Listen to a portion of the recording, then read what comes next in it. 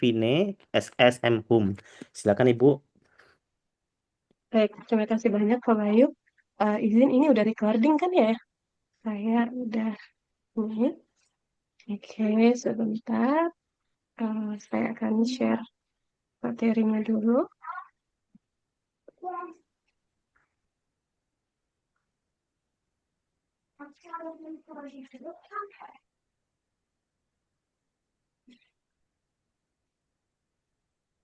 Bentar.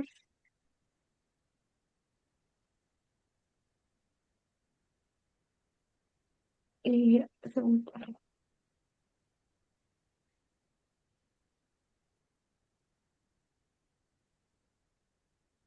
Baik, apa materinya sudah terlihat, Bapak Ibu?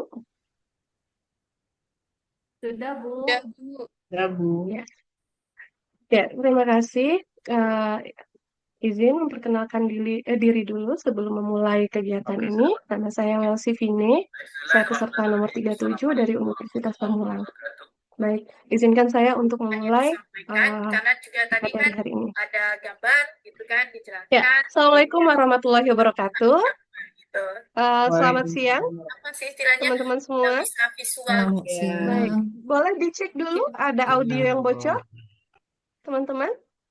Ya, baik. Terima kasih atas kesempatannya. Kita udah ketemu lagi ya di Teladan Rama 2, pertemuan keempat. Berarti kita udah ketemu 3 kali sebelum ini. Dan baiklah, sebelum memulai pertemuan kita pada hari ini, mari kita berdoa menurut agama dan kepercayaan masing-masing agar perkuliahan kita pada hari ini mendapatkan manfaat dan dimudahkan oleh Allah Subhanahu wa Ta'ala. Berdoa menurut agama dan kepercayaan masing-masing, dipersilahkan.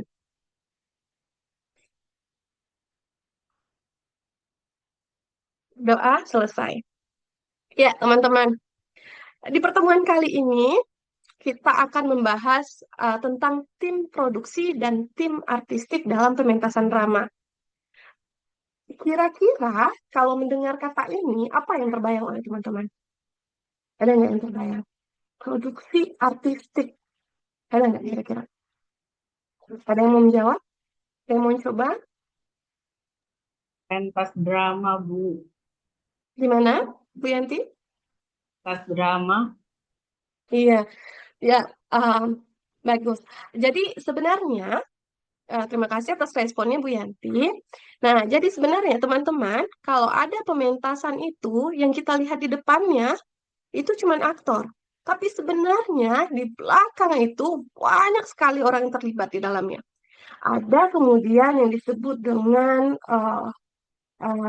penata cahaya, ada yang disebut dengan penata kostum, ada yang kemudian disebut dengan pimpro, stage manager, banyak sekali. Jadi walaupun misalnya yang tampil cuma satu orang di depan panggung, sebenarnya di belakangnya banyak sekali orang yang terlibat.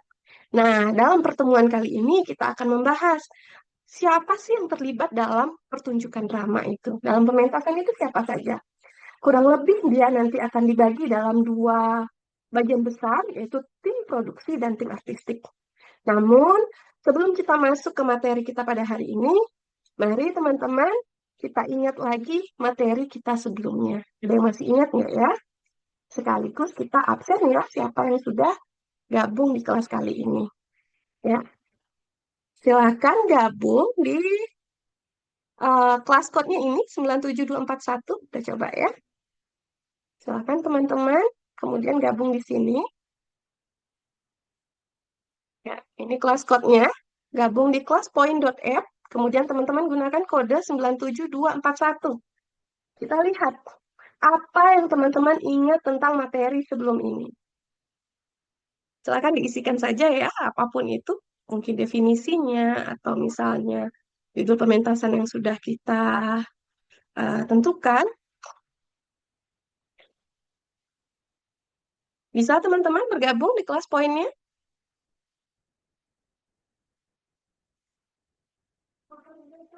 Barcode-nya belum ada ya, Bu?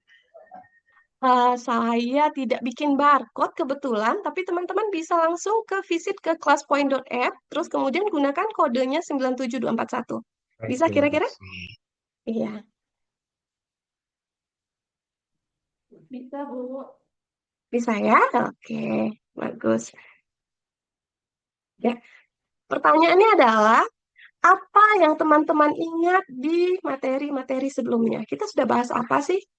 Apakah itu pengertiannya, drama itu apa, pertunjukan yang sudah kita putuskan, estimasi waktunya dan segala macam ya? Boleh?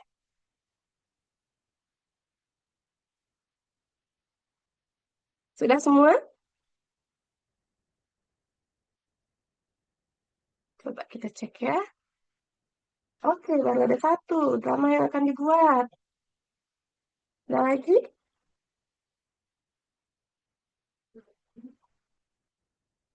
Oke, mungkin pada lupa ya. Tidak apa-apa, kita close submission saja. Nah, teman-teman, kita pernah uh, membahas tentang drama yang akan dibuat. Terima kasih untuk yang sudah berpartisipasi. Nanti untuk absen tugasnya nanti akan ada tambahan khusus ya buat teman-teman. Nah, itu. Kemudian mari saya ringkas. Mungkin pada lupa, minggu-minggu sebelumnya kita sudah belajar apa. Kita sudah bahas tentang naskah yang akan dipentaskan, sudah membahas durasi pementasannya, alokasi waktu, tempat pementasan, kebutuhan-kebutuhan kita apa saja, dan juga tentang penjualan tiket serta promosinya. Oke, jadi secara keseluruhan kita sudah membahas hampir semua aspek dari pementasan drama itu. Sudah membahas, tapi belum menentukan siapa yang kemudian akan melaksanakannya. Maka pada pertemuan kali ini kita akan bahas siapa yang akan melaksanakannya. Cuman tentu teman-teman bertanya-tanya, kalau udah mau melaksanakan sesuatu kita harus tahu dong ya job desk-nya apa. Maka kita akan cari tahu dulu tujuan pembelajaran kita kali ini. Yaitu pertama, teman-teman harus tahu dulu apa perbedaannya tim produksi dan tim artistik. Kita akan bahas itu hari ini. Kemudian kita identifikasi peran dan tanggung jawab masing-masing agar nanti teman-teman bisa menganalisa, oh saya mampu nih di sini. Atau misalnya, oh saya kompetennya mungkin di sini nih. Jadi kita nanti pada akhirnya akan bisa menganalisis kemampuan diri dalam memilih tim. Nah, tujuan akhirnya adalah agar teman-teman bisa membentuk struktur organisasi produksi yang efektif di akhir pembelajaran ini. Nah, kita bahas dulu apa yang dimaksud dengan tim produksi. Nah, tim produksi itu apa teman-teman? Apa kira-kira? Dari slide ini, ada yang bisa menyimpulkan nggak apa yang dimaksud dengan tim produksi? Ada yang bisa baca? Yang membuat ininya Bu, membuat cerita, Yang membuat semacam cerita. ya, membuat alur cerita dari awal sampai akhir gitu. Oke, kita tampung dulu. Terima kasih Pak Irfanuddin. Ada lagi teman-teman yang mau berpendapat? Versi mungkin Sutradara. tim produksi. Sutradara. Bu Nova gimana? Terkait dengan tim produksi ini, menurut saya ini sekelompok orang yang yang bertugas membuat konsep pertunjukannya seperti apa, kemudian dimulai dari perencanaan, produksi hingga proses evaluasinya. Baik, terima kasih. Jadi tadi teman-teman sudah berpendapat ya, saya tampung semuanya. Betul teman-teman, bahwa di dalam produksi, dalam pementasan drama ada namanya tim produksi. Tugasnya ngapain? Tim produksi itu mereka melaksanakan seluruh aspek teknis dan non teknis dari sebuah pertunjukan drama. Contohnya apa? Misalnya manajerial. Jadi kalau misalnya teman-teman lihat yang dalam sebuah pementasan drama ada artisnya, aktornya. Di belakang aktor itu nanti akan ada yang bikin surat keterangannya, yang bikin surat undangan dan segala macam. Bidang manajerial, yang menentukan aktornya siapa, ya ini segala macam. Nah ini adalah tim produksi. Jadi yang mencakup bidang material, teknis, logistik, pengorganisasian sumber daya manusia dan materi. Jadi orang-orang di belakang layar yang tidak tampil di depan, tapi mendukung pertunjukan tersebut dengan kerjanya, ini adalah orang-orang produksi, tim produksi. Nah, kelompok ini bertanggung jawab terhadap seluruh proses produksi pertunjukan drama. Tadi ada yang bilang ya, perencanaan, betul. Bahkan sebelum pementasan itu dilaksanakan, tim produksi sudah terlibat. Kemudian produksinya saat latihan, pelaksanaan, tim produksi masih terlibat walaupun tidak tampil di depan layar. Kemudian pasca produksi, bahkan setelah pementasan itu selesai, tim produksi masih harus bekerja keras dengan evaluasi dan dokumentasi. Jadi, secara garis besar, tim produksi itu adalah tim yang bekerja secara kolektif terstruktur untuk memastikan pertunjukan berjalan dengan efektif dan sesuai dengan visi artistik sutradara. Ini ya. Oke, lalu kita lanjut dulu. Apa sih fungsi utamanya? Kalau kita bahas fungsi utamanya, itu ada 4 kurang lebih. Tapi teman-teman, teori itu bisa saja disesuaikan dengan kondisi lapangan. Tapi secara bare minimumnya ini, perencanaan dan koordinasi. Jadi, mereka lah yang menyusun jadwal, anggarannya bagaimana, pembagian tugasnya bagaimana, pengelolaan sumber daya kayak gimana. Nah, ini orang produksi punya kerjaan. Kemudian manajemen produksi, hal-hal yang berbau administratif, perizinan, dana, konsumsi, dokumentasi, kebutuhan produksi lainnya. Ini diurus oleh tim produksi. Jadi nanti orang-orang di depan layar itu udah fokus, cuma mengembangkan dirinya saja, tidak lagi mengurusi yang di belakang layar.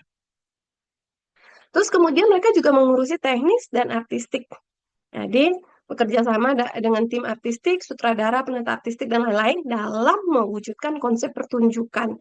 Jadi misalnya sutradara bilang, saya maunya ini nanti lampunya warna biru ya. Nah, tim produksi mulai berpikir gimana mendapatkan lampu warna biru. Jadi tahu ya bedanya? Kalau tim produksi mereka berpikir dari perencanaannya. Kalau tim artistik mereka merancang apa yang mau ditampilkan. Nah, lanjut mereka juga berfungsi dalam pengawasan proses latihan dan pementasan. Maksudnya begini, aktor itu kan manusia biasa ya. Kadang-kadang ada yang rajin, ada yang malas. Sedangkan kita punya target produksi. Nah, siapa yang kemudian melakukan pengawasan terhadap aktor-aktor ini? Atau misalnya terhadap tim artistik atau orang-orang yang bekerja di depan layar? Adalah tim produksi. Jadi untuk memastikan seluruh elemen pertunjukan berjalan sesuai jadwal, itu adalah fungsi utama dari tim produksi. Kita lanjut dulu ya.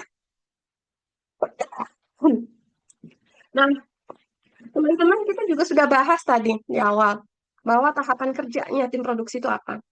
Mereka mulai dari pra-produksi, pada saat produksi, pada pasca produksi.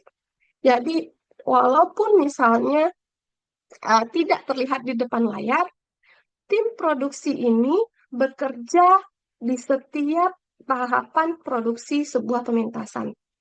Misalkan jika teman-teman pernah melihat pementasan monolog. Monolog itu apa teman-teman? Ada yang tahu pementasan monolog? Kalau dialog itu percakapan yang arahnya banyak. Kalau monolog apa? Mono. Kalau kita ini mono. Ya, apa kira-kira? Gimana? Orang. Betul, dibawakan suara. Betul, percakapan sendiri ya. Jadi kalau bicara sendiri di rumah membahas sesuatu itu mungkin orang berpikir tetangga, wah ini kenapa nih Pak Eka mulai bicara sendiri? Apakah pekerti terlalu sulit kan gitu? Bukan ya Pak Eka ya, Baca tetapi skrip ya, menyenangkan Bu. ya. Iya betul. Nah kalau monolog itu adalah pementasan yang dilakukan seorang diri, satu arah, tapi membicarakan sesuatu. Ada konsepnya, ada ideologi yang ingin disampaikan, ada pesan yang ingin disampaikan.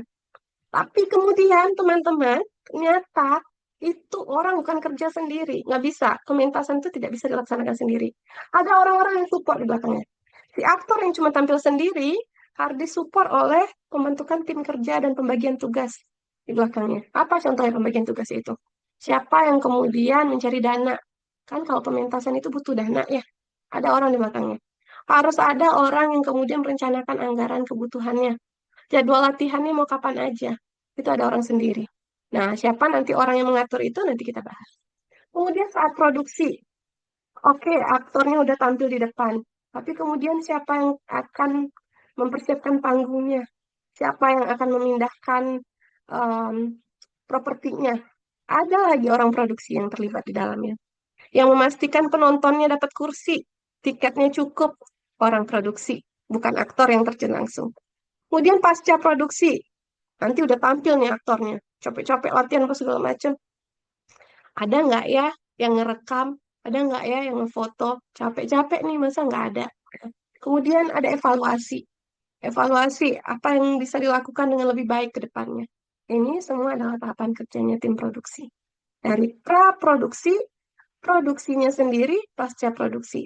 Dalam 3 tahapan ini, tim produksi tetap terlibat. Nah, teman-teman, jika kalian berpikiran, wow, saya di tim produksi aja deh. Kira-kira apa sih manfaatnya kalau misalnya teman-teman bergabungnya di tim produksi? Keterampilan yang teman-teman dapatkan antara lain ini. Komunikasi dan koordinasi tim. Manajemen waktu dan sumber daya. Kenapa ini kemudian dijadikan, kemudian soft skill ini yang akan teman-teman dapatkan? Bayangkan mengatur sekian banyak kepala, idenya macam-macam, egonya macam-macam. Kalau teman-teman bisa menjadi tim produksi dan melakukan komunikasi dan koordinasi tim, manajemen waktu dan sumber daya, maka ini adalah soft skill yang teman-teman akan bisa bawa ke dunia kerja. Jadi, teman-teman tidak hanya belajar cara membuat drama, cara melakukan pementasan, tapi teman-teman dapat soft skill-nya. Ini kalau teman-teman bergabungnya di tim produksi tadi. Ini juga ya, pemecahan masalah secara kolaboratif. Ada orang dua-duanya sama-sama sengit, sama-sama kuat. Gimana caranya kemudian teman-teman bisa menyelesaikan masalahnya dengan memaksimalkan kemampuan potensial masing-masing pihak. Belajar kepemimpinan. Pemimpin dalam sebuah pementasan itu adalah dari tim produksi. Jadi ketika teman-teman sudah menjadi pemimpin dalam tim produksi, secara tidak langsung teman-teman sudah belajar soft skill ini. Kemudian juga kreativitas dalam menyelesaikan kendala produksi. Dalam memproduksi suatu pementasan, sudah pasti banyak kendalanya. Baik itu sumber daya manusianya, baik itu sumber daya yang akan dipakai. Nah, bagaimana teman-teman bisa kreatif menyikapi ini, maka itu akan menjadi soft skill teman-teman. Jadi, ini adalah soft skill yang dapat teman-teman kembangkan jika teman-teman nantinya terlibat dalam struktur tim produksi. Oke, nah, tadi kita udah belajar tanggung jawabnya apa, pengertiannya apa, perannya apa, soft skill yang dikembangkan apa. Kira-kira apa saja ya pekerjaannya orang-orang tim produksi ini? Apa saja nama-nama pekerjaannya? Nah, teman-teman boleh ya gabung lagi di ininya tadi, kelas code-nya tadi, kelas poinnya tadi. Coba kita lihat ya. Nah, kodenya masih sama 97241. Apa saja pekerjaannya, nama-nama pekerjaannya orang tim produksi. Misalnya apa? Sutradara. Apakah itu tim produksi atau tim artistik? Tim produksi apa tim artistik? Ya. Kemudian bendahara, sekretaris. Kira-kira itu tim produksi atau tim artistik? Apa kira-kira? Dari deskripsi tanggung jawab pekerjaannya tadi itu siapa saja kira-kira yang berada di tim produksi? Bisa teman-teman?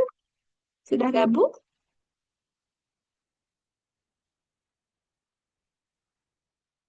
Apa kira-kira? Siapa saja kira-kira?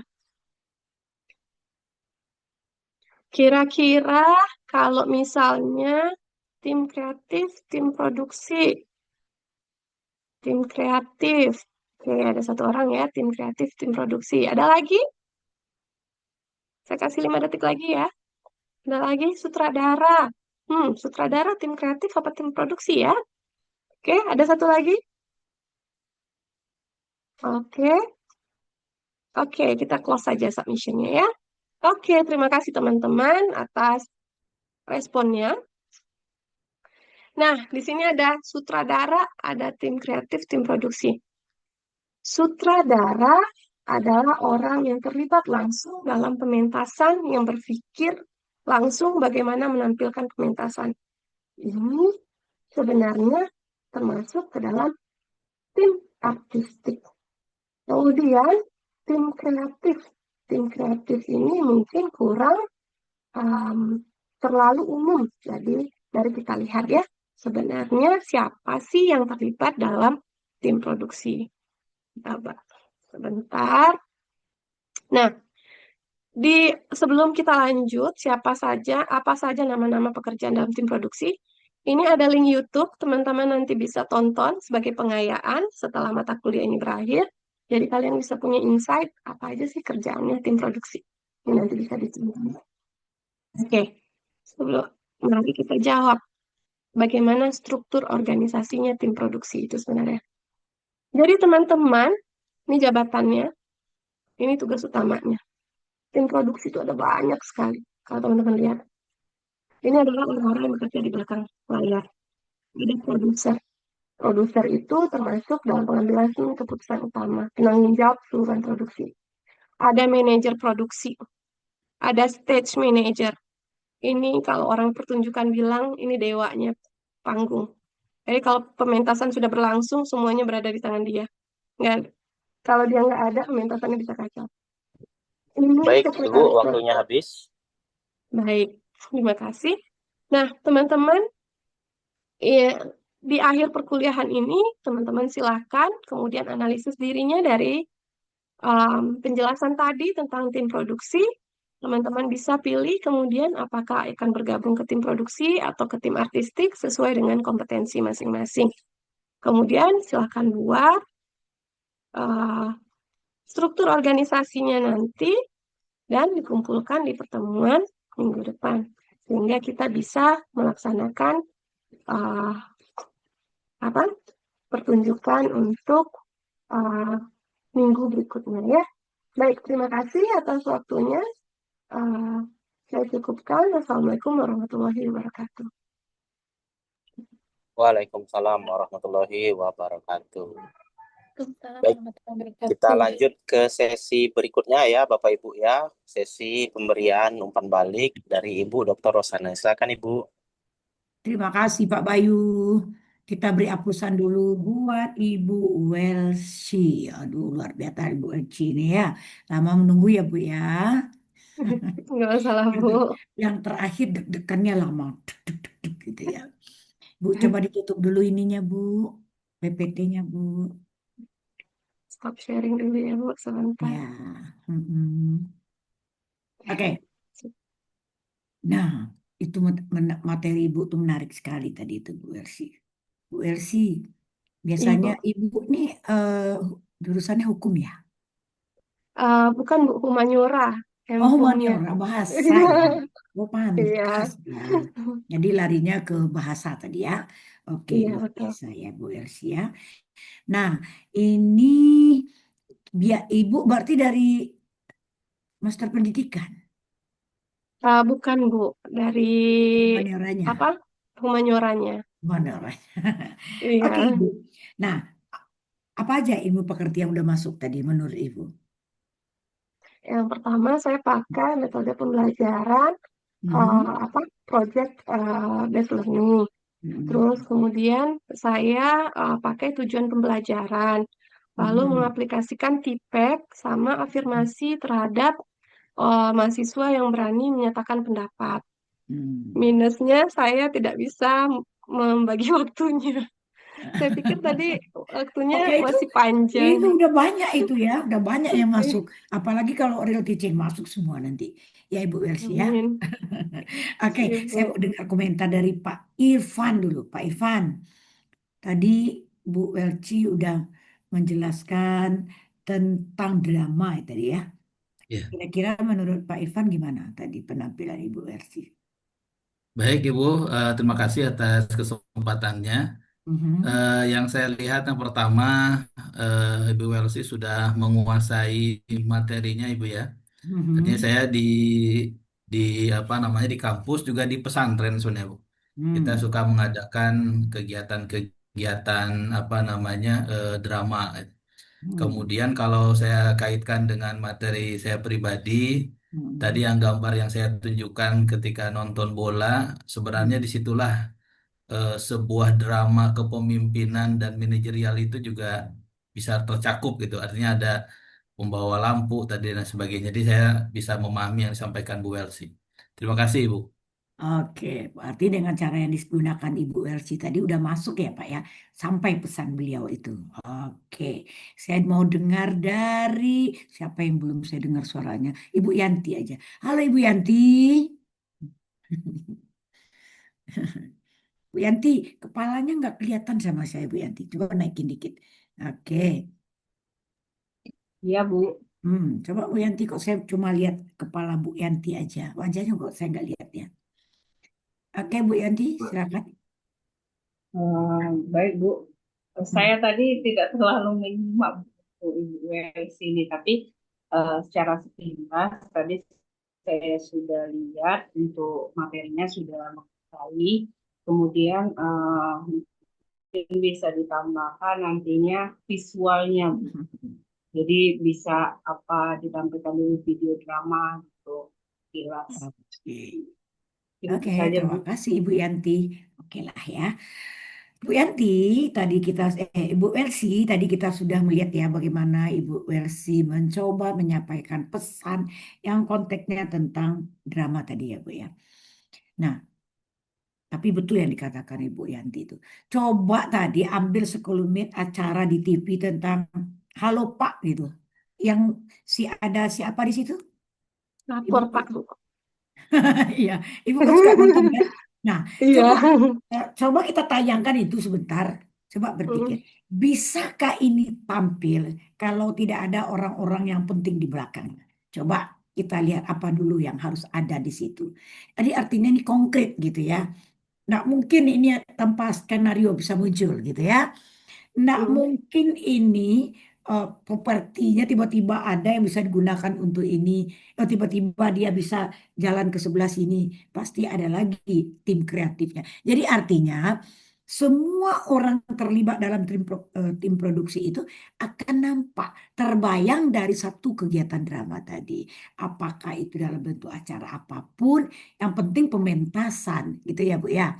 Apalagi sudah menyangkut masalah cerita gitu ya, masalah drama, ada peran sutradara, ada banyak sekali orang yang berperan di situ. Nah tadi Ibu menyinggung bukan hanya perannya itu, tapi soft skillnya juga, bagaimana sosial skillnya juga. Jadi artinya kemampuan orang memahami orang lain yang ada di sekitarnya itu menjadi peran penting berhasilnya suatu produksi pementasan gitu ya. Ini bagus sekali ya, saya tuh senang lah. Ini kan tidak lari dengan apa yang harus kita hadapi di dalam konteks kehidupan kita sehari-hari. Ya Bapak Ibu ya. Kita kan ini pemimpin loh. Kita pemimpin yang harus menaklukkan orang yang ada di sekitar kita gitu ya Bu. Apa tadi kunci kepemimpinan berhasilnya sesuatu itu adanya di pemimpin. Kuncinya gini, ada orang menyatakan bahwa pemimpin itu nggak perlu pintar-pintar amat, tapi harus memiliki kecerdasan sosial yang tinggi. Ada orang bilang 80% keberhasilan orang dalam karirnya itu dipengaruhi oleh kecerdasan emosional plus kecerdasan spiritual. Intelektual tuh betul dibutuhkan, tapi ada tapinya.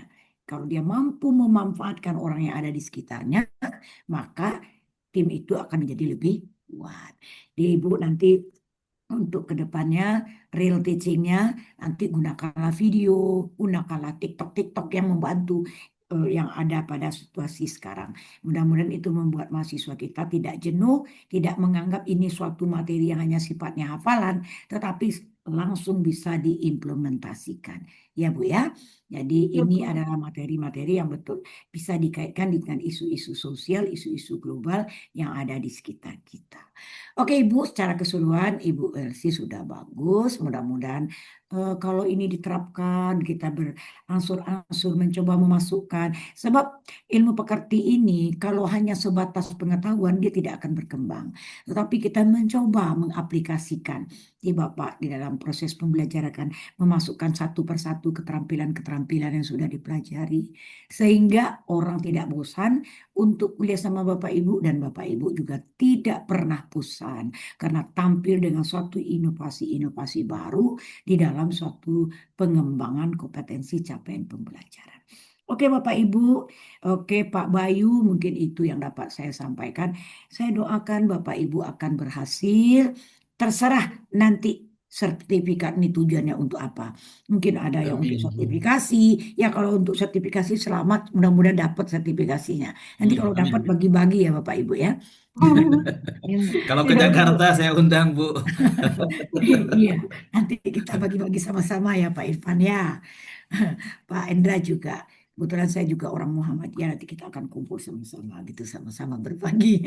Siap, Ibu. Oke, Bapak Ibu. Pak Bayu, mungkin kita bisa foto dulu Pak Bayu sebelum kita akhiri. Silakan Pak Bayu.